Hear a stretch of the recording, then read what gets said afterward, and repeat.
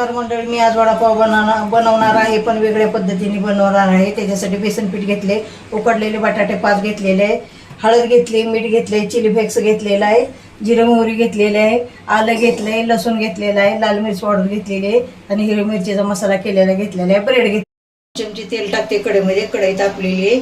याच्यामध्ये आपल्याला फोडणीला जिरी मोहरी टाकायची आहे.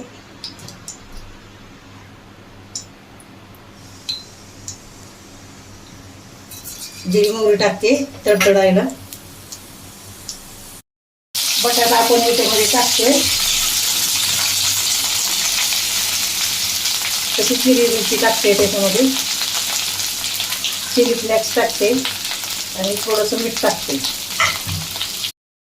हळद टाकून सगळं मिक्स करतोय आपण.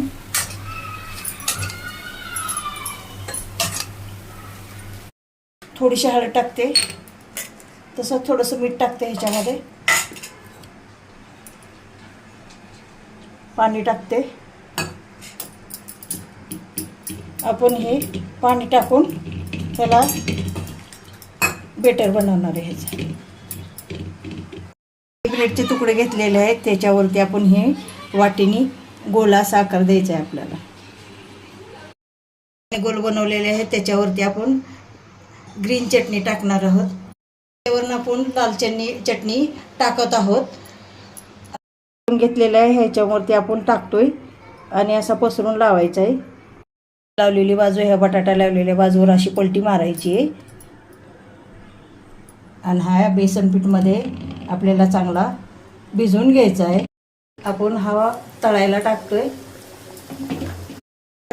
आपला वेगळा वडापाव तयार आहे. असा तुम्ही पण बनवून बघा. मला कमेंट बॉक्समध्ये कसा झाला आहे ते सांगा. मला लाईक करा, सबस्क्राईब करा. मी तुम्हाला हे वडापाव कापून दाखवते.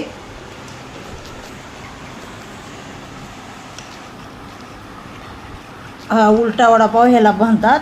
ह्याला नाव आपण देऊया उलटा वडापाव. बघा, ह्याचे 2 भाग केलेत. असा हा वडापाव आतून असतो.